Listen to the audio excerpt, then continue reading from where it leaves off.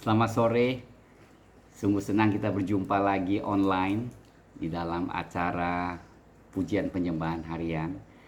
Dan hari ini izinkan saya sampaikan sedikit renungan yang saya berharap untuk kita semua dapat termotivasi, terangkat oleh firman yang akan saya bawakan di sini. Yaitu judul dari firman pagi hari ini adalah doa orang benar yang berkuasa. Kita tahu firman Tuhan mengatakan doa orang benar sangat berkuasa, saudara. Dan setelah saya baca firman Tuhan, ya, dan melihat tokoh-tokoh hamba Tuhan yang di dalam Alkitab, ada sesuatu yang luar biasa. Ya, tentu termasuk yang pertama adalah Tuhan Yesus. Pada saat Tuhan Yesus dan murid-muridnya diombang-ambingkan di laut, kemudian tentu murid-muridnya sangat takut. Dan Tuhan Yesus yang sedang tidur nyenyak dibangunkan. Dia sangat kecewa. Saya tidak tahu apakah dia kecewa karena muridnya tidak beriman, atau dia kecewa karena dibangunkan dari tidur yang pulas itu, saudara. Dan kemudian dia hardik, dan ombak itu pun segera berhenti. Kita melihat di dalam doa itu ada kuasa dan otoritas. Kita melihat lagi di kisah para rasul, ya, pada saat Saulus dan Barnabas ada di pulau Siprus. Dan kemudian dia mau sampaikan firman Tuhan, ada seseorang yang menghalang-halangi dia. Dan dengan otoritas penuh dengan Roh Kudus, Paulus jatuhkan suatu penghakiman. Dan orang itu seketika pun menjadi buta, saudara. Ini adalah tokoh-tokoh yang memiliki otoritas di dalam kehidupan mereka. Otoritas rohani. Dan pada saat mereka berdoa, nyata kuasa Tuhan. Bahkan seketika itu sepertinya dijawab Tuhan. Kita lihat lagi ya, Nabi Elia di perjanjian lama. Pada saat raja mengutus 50 pasukan untuk membawa dia turun dari gunung, saat itu Elia sedang berdoa. Kemudian pemimpin dari 50 prajurit itu dengan mungkin kurang sopan menyatakan, "Hai abdi Allah, turun dari tempatmu." Kemudian Elia katakan, "Jika aku adalah abdi Allah, maka biarlah api turun di atasmu." Seketika itu, saudara, api dari langit turun membakar 50 prajurit tentara itu, dan seketika itu hangus. Inilah, saudara, yang saya mau katakan. Kenapa doa mereka dijawab? Bahkan di dalam sejarah ada seorang yang namanya John Knox. John Knox itu adalah seorang pendoa dan juga pembangun rohani di Skotlandia berapa abad yang lalu. Doanya begitu berkuasa. Bahkan sampai Ratu Skotlandia mengatakan sesuatu yang menakjubkan. Dia katakan, "Aku takut doa John Knox ini lebih dari pasukan Skotlandia." Ada yang katakan lebih dari pasukan Skotlandia dan Inggris, saudara. Ratu yang berkuasa. Tentara dia tidak takut, pasukan Skotlandia tidak takut. Dia takut hamba Tuhan yang berdoa, saudara. Bayangkan, saudara, betapa dahsyatnya seorang hamba Tuhan, abdi Allah, yang hidupnya tentunya dekat bergaul dengan Tuhan. Nah, saya pikir ini adalah satu topik, ya saudara, yang penting. Sebab jika di dalam kehidupan rohani kita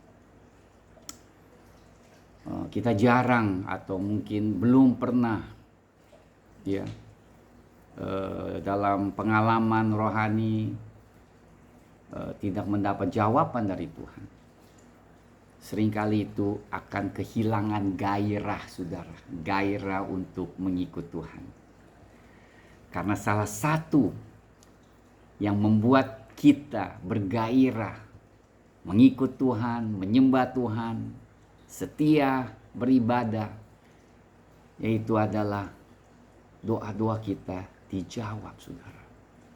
Ya mungkin gak semuanya ya, tetapi doa-doa kita itu terdengar dan dijawab. Maka saudara, itu membuktikan bahwa kita memiliki satu hubungan yang genuine, yang sejati dengan Tuhan. Sebab doa yang dijawab berarti Tuhan mendengar dan Tuhan menjawab dan bertindak bagi umatnya. Ini adalah satu topik yang saya pikir kita harus sungguh-sungguh mungkin menanyakan, kenapa doa saya belum dijawab? Dan berharap, saudara, saya berharap tentunya kita dapat mengenal Tuhan lebih dalam lagi. Nah tentunya yang seperti tadi saya kasih contoh-contoh hamba-hamba Tuhan yang doanya dijawab yang begitu luar biasa. Salah satu tentunya sebab yang saya lihat dari semuanya, yaitu mereka kenal Allah mereka. Daniel mengatakan, kitab Daniel pasal 9 mengatakan mereka yang mengenal Allah akan melakukan perkara-perkara yang dahsyat. Daniel bahkan sebenarnya apa yang dikatakan ini akan menjadi kuat dan melakukan perkara-perkara yang besar. Itu sebenarnya merupakan nubuatan bagi umat Tuhan di akhir zaman. Nah, saya sendiri percaya bahwa kita sudah berada di ambang akhir zaman ini. Maka saudara, doa menjadi suatu peranan yang penting, merupakan suatu kehidupan yang tidak bisa diabaikan. Seperti nafas yang kita butuh setiap hari, setiap detik kita perlu bernafas. Demikian juga saudara, doa seperti itu. Jadi pada saat kita mengenal doa, kita mengenal Tuhan kita, saat kita berdoa, maka kuasa Allah dinyatakan. Mereka yang mengenal Allah akan menjadi kuat dan melakukan perkara-perkara yang dahsyat. Bagaimana supaya kita bisa menjadi pengikut Tuhan Yesus Kristus yang memiliki doa yang berkuasa seperti itu? Wah, saya yakin saudara, Tuhan akan merestorasi ya, memulihkan gerejanya menjadi gereja yang penuh dengan kuasa dan kemuliaan di akhir zaman, menjelang kedatangan Tuhan kedua kalinya. Saya percaya Tuhan juga mempersiapkan umatnya untuk menghadapi perkara-perkara yang mungkin sangat menantang di akhir-akhir ini. 2 tahun pandemi ini sesungguhnya menggoncangkan kita semua, saudara. Inilah saatnya, saudara, kita perlu datang ke hadapan Tuhan, berlutut dan berdoa lebih dari sebelumnya. Dan tentunya seperti saya katakan, apa sih yang membuat orang-orang itu mempunyai doa yang berkuasa, yang penuh dengan otoritas? Sebenarnya tidak sulit. Seperti Daniel katakan, mereka mengenal Tuhan secara intim. Mereka mengenal Tuhannya dengan begitu baik. Sifatnya, cara bekerjanya Tuhan, kekudusannya, janjinya, dan sejarah bagaimana dia bekerja di atas umat Tuhan. Apa yang dia sukai, apa yang dia tidak sukai, semua itu menjadi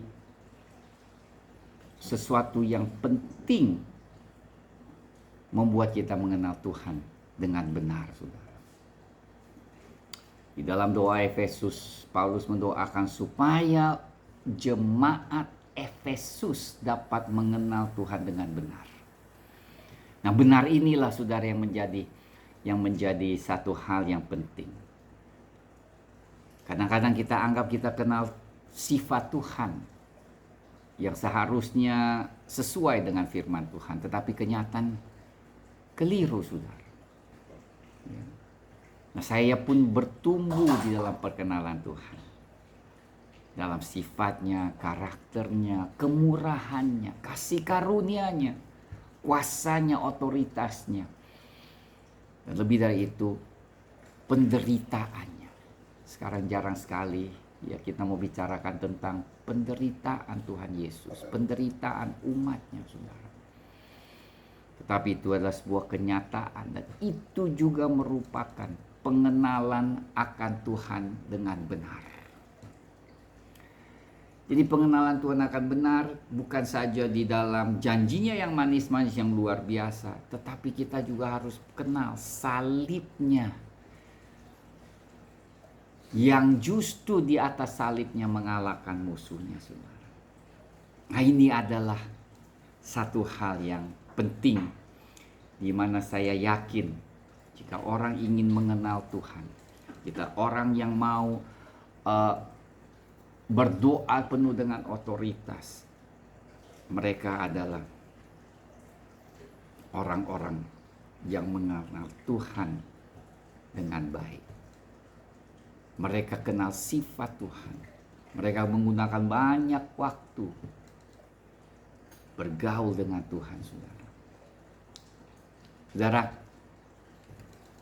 tidakkah ya seperti kalau kita mau mengenal seseorang, kita pasti mengenal seseorang dengan bergaul. Lebih lama kita bergaul, lebih kenal sifat seseorang itu. Kelebihannya, kekurangannya, ya, apa yang dia suka, apa yang tidak suka. Apalagi dengan Allah, sama, saudara. Kita harus juga mengetahui apa yang Tuhan sukai, apa yang Tuhan tidak suka, saudara. Bukan apa yang kita suka. Tuhan harus suka. Seringkali kita pikir ini yang saya mau begini. Tuhan, engkau berkati. Engkau harus berkati ya saya mau lakukan ini. Saudara, bukan begitu caranya. Tetapi justru kita mencari dahulu apa yang membuat hatinya berkenan. Pada saat itulah, saudara, kita akan melihat bagaimana Tuhan membela kita. Dalam doa kita, Dia menjawab, saudara. Itulah, saudara, mungkin saat ini tidak panjang lebar, hal yang sederhana. Bagaimana kita kenal Tuhan? Bacalah firman Tuhan. Bacalah, renungkan firman Tuhan. Bukan baca apa yang kita suka, tetapi bacalah sejarah khususnya. Di mana? Di Perjanjian Lama, dari Yosua sampai Tawari, itu adalah sejarah, saudara, di mana Allah bekerja dengan umatnya. Di situ kita melihat, saudara, apa yang Tuhan sukai, apa yang Tuhan tidak senang. Di dalam sejarah di mana Tuhan bekerja di atas umat Israel, kita dapat mengenal sifat Allah di dalamnya. Kemudian kita lihat lagi Perjanjian Baru, di Injil, di surat-surat Paulus, kita dapat melihat jelas sekali sifat-sifat Tuhan yang ditulis, yang digambarkan lewat firman Tuhan ini. Jadi baca firman itu bukan saja mengklaim janji-janji, tetapi atau hanya mengetahui pengetahuan, tetapi mengenal sifat Allah. Di sana, saudara, dinyatakan sifat Allah. Tentunya Kejadian dan sampai Ulangan, semua itu adalah kitab-kitab yang penting. Di situ kita melihat sifat Allah. Nah, pada saat kita mengenal Dia, sifatnya, maka kita akan hidup sesuai dengan kehendaknya. Kita mulai kenal Tuhan. Dan Tuhan akan meresponi, ya saudara, mereka yang kenal Dia. Saya sering katakan, saudara, bukannya kita kenal Tuhan saja. Masalahnya selalu, apakah Tuhan kenal kita, saudara? Pada saat kita ketemu Tuhan nanti di akhir. Kalau kita kenal Tuhan Yesus sepertinya ya umum. Tetapi sekarang masalahnya, apakah Tuhan Yesus kenal kita? Sebab di Matius pasal 7 mengatakan, enyahlah engkau yang pernah lakukan mukjizat dalam namaku, mengusir setan dengan namaku, tetapi aku tidak kenal engkau. Enyahlah. Wah, saudara, itu mengerikan, saudara. Mereka itu, saudara, kenal Tuhan, tetapi Tuhan tidak kenal mereka. Jangan sampai Tuhan tidak kenal kita. Lalu bagaimana sampai Tuhan kenal kita? Yaitu, saudara, mempelajari firman, mengetahui sifatnya, dan hidup di dalamnya. Maka saat kita berdoa pun akan ada otoritas dinyatakan di dalam doa kita. Doa kita tidak biasa-biasa lagi, tapi doa kita akan menembus masuk ke tahta Allah. Puji Tuhan, saudara. Saya berharap firman ini akan memacu kita untuk kenal Tuhan lebih dalam lagi. Tuhan memberkati. God bless you.